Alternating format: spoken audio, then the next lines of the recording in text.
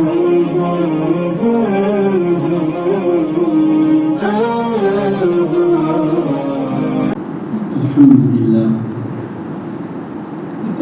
لله وكفى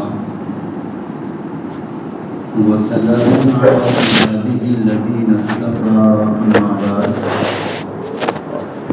أعوذ بالله من الشيطان الرجيم بسم الله الرحمن الرحيم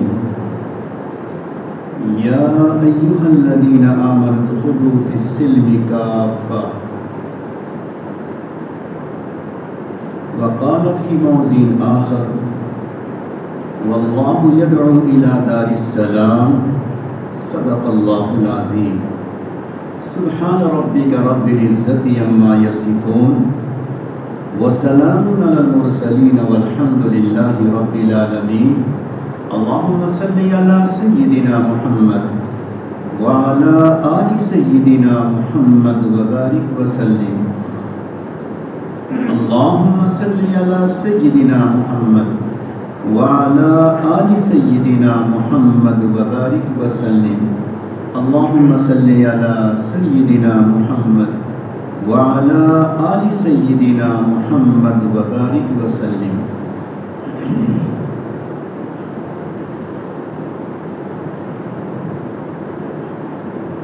اللہ رب العزت نے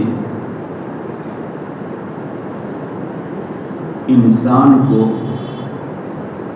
دو چیزوں سے بنایا. ایک ہے انسان کا جسم، ایک ہے انسان کی روح. انسان کی روح عرش الہی سے آئی ہے. انسان کی روح عرشی اور آسمانی ہے، اور انسان کا جسم فرشی اور زمینی ہے. کہ زمینی چیزوں سے اللہ نے جسم کو بنایا. آگ، پانی اور مٹی اور ہوا، ان چار چیزوں سے انسان کا جسم تیار ہوا. انسانی جسم میں اللہ نے کہ انسان کا جسم حرکت کرتا رہے، فنکشن کرتا رہے، اللہ نے اس میں روح ڈالی ہے. جب تک انسان کے جسم میں روح موجود ہے، انسان کا ایک ایک انگ، اس کے جسم کا ایک ایک پارٹ اپنی حرکت، اپنے کام، اپنے فنکشن میں رہتا ہے. اور جیسے ہی روح انسان کی نکل جاتی ہے، انسان کا جسم بیکار ہو جاتا ہے. پھر اس قابل نہیں رہتا کہ گھر کے لوگ ہی اس کے مردہ جسم کو اپنے گھر میں باقی رکھیں. پھر اس قابل نہیں رہتا کہ اس کے جسم پر قیمتی لباس ہے، وہ قیمتی لباس بھی اس سے چھین لیا جاتا ہے. تو اس سے پتہ چلا کہ انسان کی جو قیمت ہے، انسان کا جو ویلیو ہے، انسان کی جو قدر و قیمت ہے، وہ جسم سے نہیں ہے بلکہ روح سے ہے. لہذا انسان کی روح اصل ہوئی اور انسان کا جسم اس کے تابع ہوا. پھر اسی کے ساتھ کہ اللہ نے جن چار چیزوں سے انسان کو بنایا ہے، ان چاروں میں اگر غور کیا جائے تو خوبی بھی ہے، اچھائی بھی ہے، اور ان چاروں میں کچھ نہ کچھ خرابی اور کمزوری اور ویک پوائنٹ بھی ہیں. مثال کے طور پہ زمین ہے تو اس کا ویک پوائنٹ کہ زمین اپنے اندر کسی چیز کو لیتی ہے تو چھپا دیتی ہے، اپنے اندر کسی چیز کو لیتی ہے تو دبا دیتی ہے، اپنے اندر کسی چیز کو لیتی ہے تو کبھی کبھی اسے گلا دیتی ہے. یہ زمین کا اپنا ایک ویک پوائنٹ ہے، کمزور پوائنٹ ہے. اسی طرح آگ، اس کی ضرورت بھی ہے کہ جس آگ کا مادہ اللہ نے جس میں رکھا،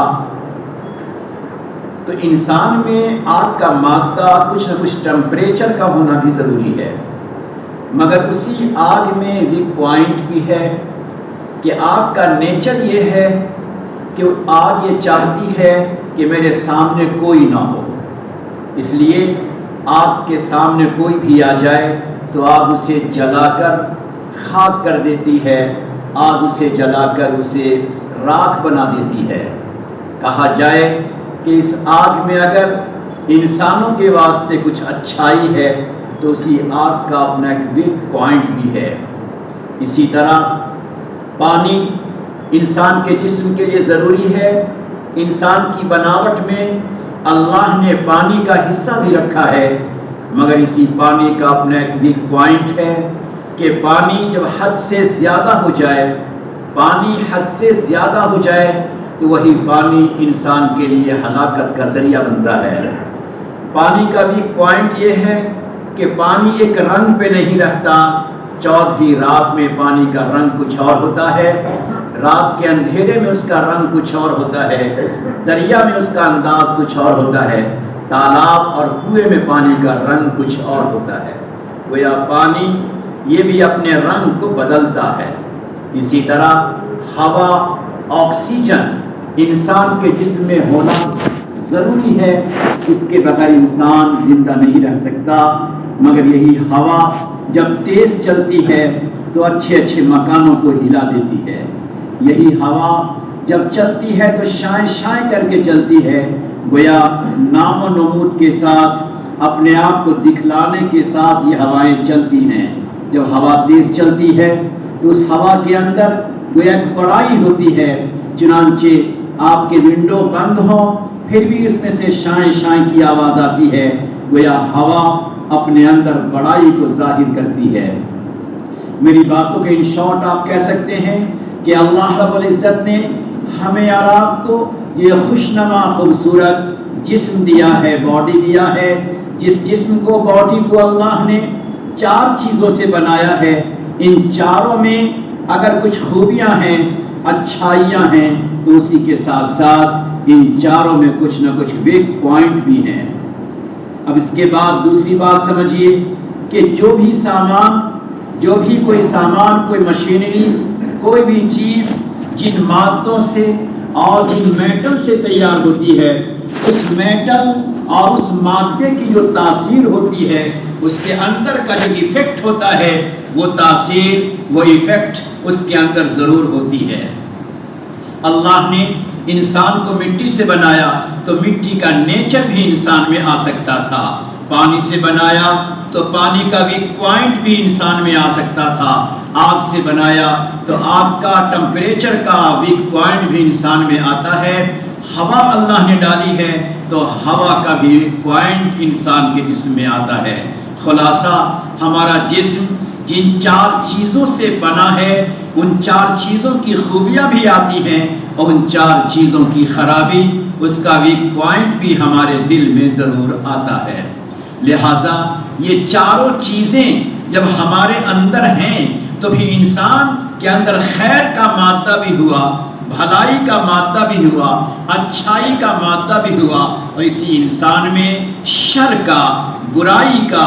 خرابی کا، ویک پوائنٹس کا مادہ بھی انسان میں آیا۔ تو سوال یہ ہے کہ یہی انسان اگر خوبیوں کا مالک ہے تو یہی انسان کے اندر خرابیاں بھی پائی جاتی ہیں، تو جس انسان میں اتنی ساری خرابیاں پائی جاتی ہوں وہ انسان اللہ کی نگاہ میں اشرف المخلوقات کیسے بنے گا، اللہ کی نگاہ میں محبوب کیسے بنے گا، اللہ کی نگاہ میں جنت کا حقدار کیسے بنے گا؟ اس کے لیے اللہ نے، نبی علیہ الصلوۃ والسلام نے فرمایا، اے اللہ کے بندو، اے انسانوں، اگر تم انسان کے ویک پوائنٹ سے بچنا چاہو تو تمہارے اندر 4 چیزوں کا ہونا ضروری ہے۔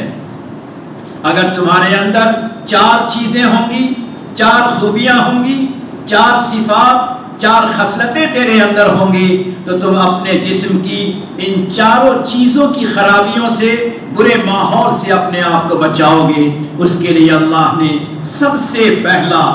سے پہلی جو خوبی دی ہے، پروردگار نے ہمیں اور آپ کو علم الہی کا حصہ دیا ہے۔ میرے بندے، علم الہی اور علم رسول، جو علم اللہ نے دیا، جو علم نبی علیہ السلام نے انسانوں کو دیا ہے، جس انسان میں اللہ کا علم آ جائے، علم نبوت آ جائے، علم شریعت آ جائے، جس انسان میں علم کا حصہ ہوگا، دینی اور شرعی ایجوکیشن اس کے اندر ہوگا، اللہ تعالیٰ انسانی کمزوریوں سے، گناہوں سے اور اس کی کمزوریوں سے اللہ اسے بچائے گا۔ لہٰذا اپنے آپ کو کمزوریوں سے بچانا ہو، ویک پوائنٹ سے اپنے آپ کو بچانا ہو، خطرناک پوائزن سے اپنے آپ کو بچانا ہو، تو سب سے پہلی چیز اللہ تعالیٰ نے ہمیں اور آپ کو علم کی دولت دی ہے کہ تمہارے اندر علم الہی ہونا چاہیے۔ اسی بنیاد پر ہم اور آپ جانتے ہیں کہ اللہ رب العزت نے آدم علیہ السلام کو جب جنت میں بنایا اور جنت کی تمام تر نعمتیں حضرت آدم علیہ السلام کے سامنے ہیں، جن نعمتوں کا تذکرہ اللہ نے کہا کیا، فَلَا تَعْلَمُ نَفْسٌ مَّا أُخْفِيَ لَهُم مِّن قُرَّةِ أَعْيُنٍ، اے میرے بندے تم نہیں جانتے، اس دنیا کی نگاہ سے، اس دنیا کی آنکھوں سے تم جنت کی نعمتوں کو نہیں دیکھ سکتے۔ ایسی جنت میں آدم علیہ السلام تھے، مگر فرشتوں نے ان کے سامنے اپنی پیشانی کو نہیں جھکایا۔ جب پروردگار نے اپنا علم انہیں عطا کیا، علم کا نور انہیں ملا، تو سارے فرشتے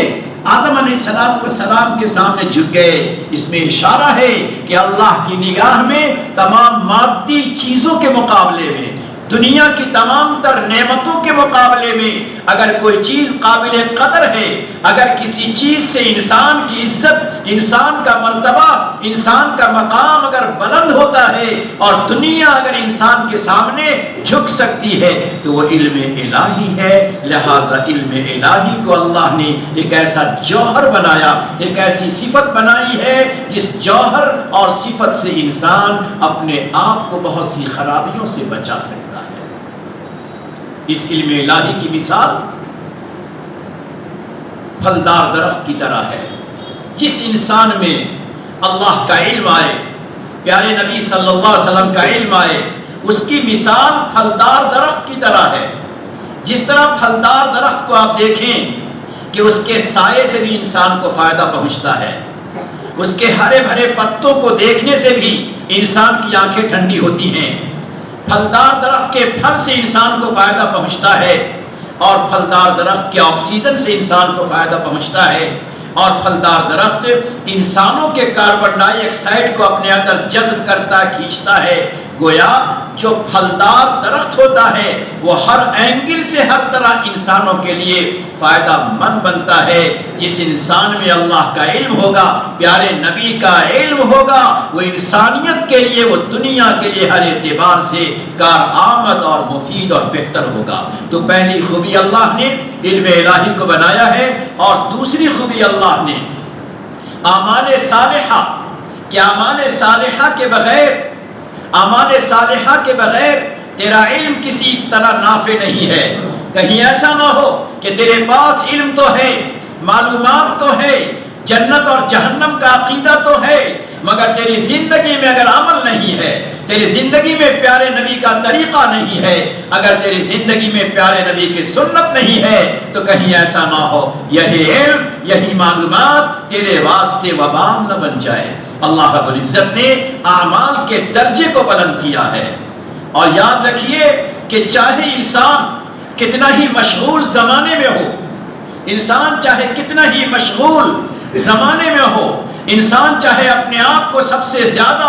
بیزی کہتا ہو کہ میں بہت بیزی ہوں، پھر بھی اللہ نے پیارے نبی کے صدقے ہمیں اور آپ کو محروم نہیں کیا ہے۔ اللہ نے جہاں بڑے بڑے اعمال رکھے ہیں، جہاں مجاہدے والا عمل رکھا ہے، وہیں پروردگار نے ہمارے آپ کی کمزوری کو سامنے رکھتے ہوئے اللہ نے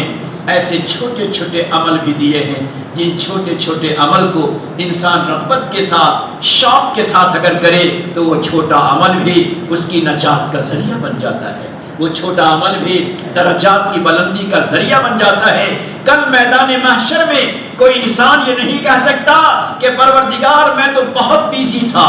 میری بہت بیزی لائف تھی، میں بہت زیادہ مشغول رہتا تھا، مجھے کچھ کرنے کا موقع نہیں ملتا تھا۔ نہیں، کوئی انسان یہ بہانہ نہیں بنا سکتا۔ کوئی آفس میں جاتا ہو، کوئی بزنس میں جاتا ہو، کوئی کھیتی میں جاتا ہو، جاتے آتے کچھ تو پڑھ سکتا ہے، جاتے ہوئے آتے ہوئے اپنی زبان سے چند مرتبہ تو پڑھ سکتا ہے۔ پروردگار کی شان رحمت دیکھو کہ جو پاک پروردگار رات کے تہجد پہ مغفرت کا پروانہ دیتا ہے، جو پاک پروردگار روزانہ روزہ کے رکھنے پر مغفرت کا پروانہ دیتا ہے، وہی پاک پروردگار اپنے بندوں کی کمزوری کو سامنے رکھتے چھوٹے چھوٹے عمل کو بھی مغفرت کا درجات کا ذریعہ بنا دیتا ہے۔ نبی اکرم صلی اللہ علیہ وسلم مقام تبوک میں ہے۔ مدینہ منورہ سے تبوک تقریباً 800 کلومیٹر کا ڈسٹینس ہے، فاصلہ ہے، اور دین کے تقاضے، اللہ کی توحید کا پیغام لے کر حضرات صحابہ مدینہ منورہ سے پیدل چلتے ہیں۔ کیا قربانی ہے ان کی، جوان بھی ہیں اور بڑی عمر کے لوگ بھی ہیں۔ اللہ کے بندے کفر و شرک میں مبتلا ہیں، اللہ سے ناواقف ہیں۔ حضرات صحابہ دین کے تقاضے پر نبی اکرم صلی اللہ علیہ وسلم کے ساتھ مدینہ منورہ سے سفر کرتے ہیں۔ 800 کلومیٹر جو مدینہ سے لے کر تبوک کا علاقہ ہے، جو سیریا اور شام کے علاقے میں پایا جاتا ہے، وہاں دین کے تقاضے پر نبی اکرم صلی اللہ علیہ وسلم حضرات صحابہ کے ساتھ چلتے ہیں۔ مقام تبوک میں ہے، وہاں اچانک پیارے نبی کے پاس حضرت جبرائیل تشریف لائے، اور حضرت معاویہ بن معاویہ لیثی ایک صحابی ہیں جو کسی وجہ سے تبوک نہیں جا سکے، دین کے تقاضے پر نہیں نکل سکے، پیارے نبی کی صحبت میں سفر نہیں کر پائے کسی عذر کی بنا پر، مگر دل میں تمنا ہے، دل میں جذبہ ہے، دل میں ارادہ ہے۔ پروردگار کی شان یہ ہے کہ مومن بندہ کوئی نیک کام کرتا ہے، مجاہدہ کرتا ہے، راتوں کو جاگتا ہے اور پھر وہ عمل کرتا ہے، مگر کوئی بندہ خدا اگر کسی عذر کی بنا پر، کسی پریشانی کی بنا پر، کسی دشواری کی بنا پر، کسی رکاوٹ کی بنا پر اگر کوئی کام نہیں کر پاتا، عمل نہیں کر پاتا، مگر اس کے دل میں جذبہ ہے، اس کے دل میں حسن نیت ہے، تو اللہ پاکیزہ جذبے کی بنا پر، حسن نیت کی بنا پر اللہ نہ کرنے کے باوجود بھی عطا کر دیتا ہے۔ بہت سی مثالیں اس کی موجود ہیں۔ اس لیے میرے ساتھیوں، آج ہمیں اس بات کی ضرورت ہے کہ ذرا اپنے دل کے برتن کو پاک و صاف رکھیں، دل کو پاکیزہ رکھیں، تاکہ دلوں پر اچھے اچھے جذبات، اچھے اچھے ارادے، اچھے اچھے عزائم دل میں پیدا ہوں، اور ایسے عزائم، ایسے ارادے، ایسے حسن نیت ہمارے دل میں آئے کہ بالفرض اگر ہم کسی عذر کی وجہ سے کوئی اچھا سا کام نہ کر پائیں تو اسی حسن نیت پر ہمیں ثواب مل جائے۔ حضرت معاویہ بن معاویہ دین کے تقاضے پر پیارے نبی صلی اللہ علیہ وسلم کے ساتھ مدینہ سے تبوک نہیں جا سکے، مگر جبرائیل تشریف لائے اور فرمایا کہ معاویہ کا انتقال ہو گیا ہے، اللہ نے ان کے جنازے کو آپ تک پہنچایا ہے، آپ نماز جنازہ ادا فرمائیں۔ تو نبی علیہ الصلوۃ والسلام نے ان کی نماز جنازہ ادا فرمائی۔ پھر جبرائیل امین سے پوچھا کہ ان کا عمل کیا ہے، ان کا کون سا عمل ہے جس عمل پر اللہ نے ان کو یہ مقام دیا کہ موت ہوتی ہے مدینے میں، جنازہ ہوتا ہے مقام تبوک پر، اور میرے سامنے اس کے جنازہ کو بھیجا گیا۔ تو حضرت جبرائیل نے فرمایا کہ یہ اللہ کا وہ بندہ ہے کہ جب بھی اسے کوئی موقع ملتا، مہلت ملتی، فرصت ملتی، ٹائم ملتا، تو اپنی زبان سے سورہ اخلاص قل هو اللہ احد زیادہ سے زیادہ پڑھتے تھے۔ پیارے اللہ کو ان کا سورہ اخلاص کا بار بار پڑھنا، ٹائم نکال کر، مہلت نکال کر اس کا پڑھنا اللہ کو اتنا پسند آیا کہ موت ہوتی ہے مدینے میں اور جنازہ پڑھا جاتا ہے تبوک پر اور دفن کیا جاتا ہے مدینہ منورہ میں۔ میرے ساتھیوں، یہ صحابہ کا واقعہ ہے، تاریخ اور ہسٹری کی کتابوں میں سند کے ساتھ اس کو لکھا گیا ہے۔ اس میں ہمارے اور آپ کے لیے پیغام ہے کہ ہم اپنے آپ کو خدا کا مقرب بنانا چاہیں، چہیتا بنانا چاہیں، پیارا بنانا چاہیں، اللہ کی رحمتوں کے حقدار بننا چاہیں، تو اللہ نے ہم کمزوروں کو بھی محروم نہیں کیا ہے۔ اے میرے بندے، تجھے موقع مل جائے، تم بازاروں میں جاؤ، تم سڑکوں سے گزرو، تم کھیتوں میں جاؤ، تم آفس میں جاؤ، تمہیں جہاں موقع مل جائے، چلتے پھرتے آتے جاتے بھی اگر پڑھو گے میں اس کو قبول کرنے والا ہوں۔ تو انسانیت کے لیے پہلا جوہر، انسانوں کے لیے پہلا جوہر اور زیور اللہ نے علم کو بنایا، دوسرا جوہر اللہ نے عمل کو بنایا، اور تیسرا جوہر اللہ نے حسن اخلاق کو بنایا ہے، کیریکٹر کو بنایا ہے، کہ انسانی زندگی میں، سماجی زندگی میں، فیملی لائف میں، اپنے گاؤں کی زندگی میں، اپنے فرینڈ سرکل میں، اپنے دوستوں کے درمیان، تمام انسانوں کے درمیان، چاہے اپنے ہوں چاہے کوئی اور، ایمان والے ہوں چاہے کوئی اور، ہر ایک کے ساتھ تیری رحم سہن کا انداز حسن اخلاق کے ساتھ ہونا چاہیے، اخلاق کریمانہ کے ساتھ ہونا چاہیے۔ تیری سیرت، تیرا کردار، تیرے اخلاق، تیرے انداز، تیری رفتار، تیرے گفتار، تیرے بولنے کا انداز، یہ تمام کا تمام کیسا ہو؟ سافٹ ہو، نرم ہو۔ ایک جوان نبی علیہ السلام کی خدمت میں حاضر ہوا، اس نے کہا میں اپنی فیملی میں، میں اپنے سماج میں، میں اپنی فیملی، اپنے سماج، اپنے خاندان میں ایک بہترین جوان بن کر، ایک بہترین انسان بن کر زندگی گزارنا چاہتا ہوں۔ سنو میرے جوانوں، آج اس کی سب سے زیادہ ضرورت ہے، وہ یہ ہے کہ پیارے نبی نے فرمایا الحینون واللینون۔ اگر بہترین جوان بننا چاہتے ہو، بہترین انسان بننا چاہتے ہو، سب سے بیسٹ لائف گزارنا چاہتے ہو، تو آپ نے فرمایا الحینون، ذرا تمہاری آواز، تمہاری زبان بالکل نرم و نازک ہو جائے، تیری زبان پہ نرمی آ جائے، تیری زبان پہ محبت آ جائے، تیری زبان پہ ادب آ جائے، تیری زبان پہ احترام آ جائے۔ تم جوان اگر ہو تو ماں باپ کے سامنے، رشتہ داروں کے سامنے، اقربا کے سامنے، پڑوسیوں کے سامنے، اپنوں کے سامنے، دوسروں کے سامنے تیری گفتگو کا انداز، تیری باتوں کا انداز، تیرے جواب دینے کا انداز سافٹ ہونا چاہیے، نرم ہونا چاہیے۔ اور نمبر 2، تمہارا ایٹیٹیوڈ خراب نہیں ہونا چاہیے، تمہارے جسم سے تواضع، تمہاری چار ڈھال سے عاجزی، تمہارے چار ڈھال سے انکساری، تمہارے چار ڈھال سے دوسروں کا ادب و احترام، یہ ظاہر ہونا چاہیے۔ گویا آپ نے انسان کے باڈی کی طرف اشارہ کیا کہ تیری باڈی، تیرے رہن سہن، تیرے چلنے کا انداز، اس میں تواضع، انکساری اور عاجزی آئے، اور تیری زبان میں نرمی آئے، تیری زبان میں رقت آئے، تیری زبان میں اپنائیت آئے، تیری زبان میں محبت آئے۔ میرے ساتھیوں، جہاں نماز ہے، جہاں روزہ ہے، جہاں حج ہے، وہاں زکوٰۃ ہے،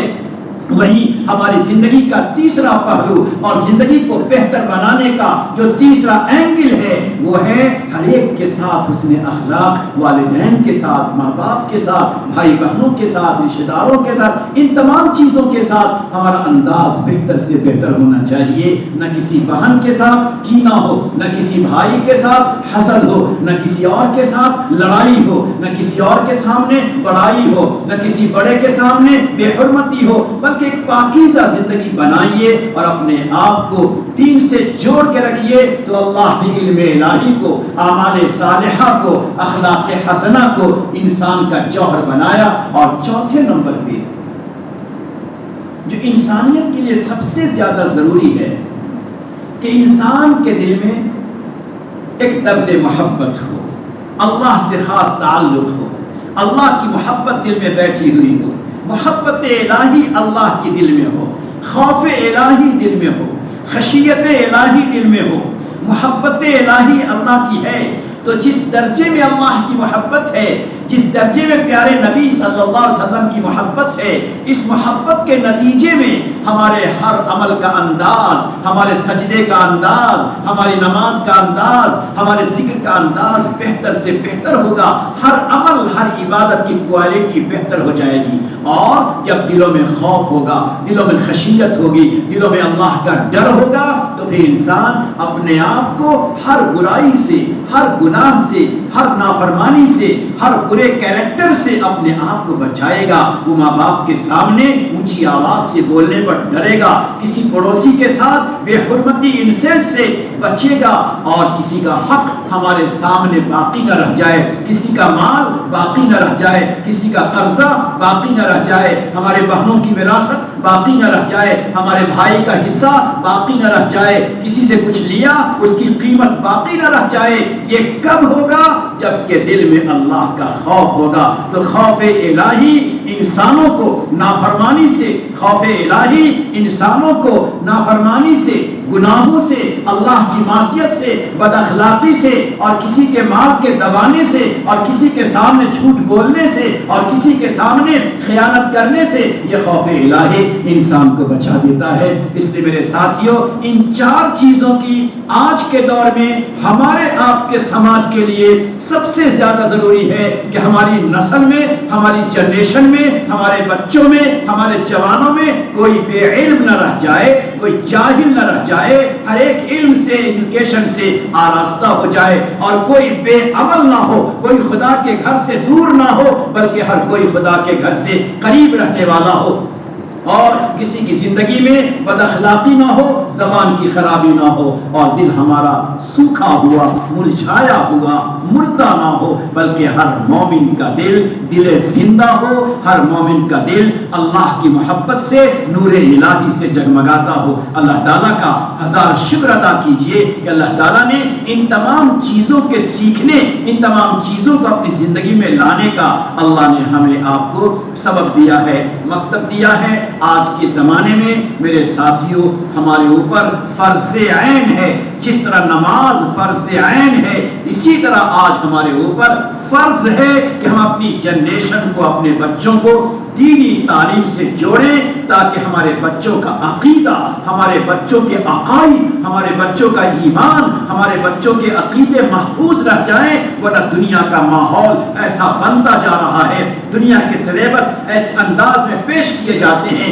موبائل پر ایسے ایسے آرٹیکل سنائے جاتے ہیں کہ ہمارے بچے سن کر، دیکھ کر ان کا عقیدہ کمزور ہو سکتا ہے۔ لہٰذا اگر ہمارے بچوں کے عقیدے کمزور ہوں گے، ہماری بیٹیاں ان کے عقیدے اگر کمزور ہوں گے، ان کا ایمان اگر کمزور ہوگا، اللہ سے رشتہ ان کا کمزور ہوگا، بلکہ ان کے دماغوں میں، ان کے برین میں اگر شک آ جائے، شبہ آ جائے، کنفیوزنگ آنے لگے، ڈاؤٹ ہونے لگے اپنے عقیدے کے بارے میں، اپنے قرآن کے بارے میں، اپنے نبی کے بارے میں، اپنی شریعت کے بارے میں، اس کے ذمہ دار ہم بن جاتے ہیں۔ اس لیے ضرورت ہے کہ ہم اپنے بچے اور بچیوں کے اندر علم الہی کو لانے کا جو اللہ نے انتظام دیا ہے، وہ انتظام مکتب کی شکل میں ہے، دارالعلوم کی شکل میں ہے، دعوت و تبلیغ کی شکل میں ہے، خانقاہوں کی شکل میں ہے، علماء کرام سے جڑنے کی شکل میں ہے، اپنے گھر میں دینی ماحول کو بنانے کی شکل میں ہے۔ اگر ہم نے ان باتوں کی طرف توجہ نہیں دی تو یقین جانیں ہماری نئی جنریشن کا حال بڑا خراب ہو سکتا ہے۔ ہماری جنریشن شراب کی طرف جائے گی، نشے کی طرف جائے گی، بد اخلاقی کی طرف جائے گی، برائیوں کی طرف جائے گی۔ اس لیے ہم تمام بڑوں کا، چاہے پڑھے لکھے ہوں، چاہے ایجوکیٹڈ ہوں، چاہے امپلائڈ ہوں، چاہے کھیتی کرتے ہوں، کوئی بھی کرتے ہوں، ہر ایک کی بڑی ذمہ داری ہے کہ اپنی نئی نسل، اپنی جنریشن کی فکر کرے۔ اللہ تعالیٰ ہمیں آپ کو علم و عمل کے ساتھ، اخلاق حسنہ کے ساتھ، درد دل کے ساتھ اللہ ہمیں مزین فرمائے اور یہ دولت اللہ نصیب فرمائے۔ وآخر دعوانا الحمد للہ۔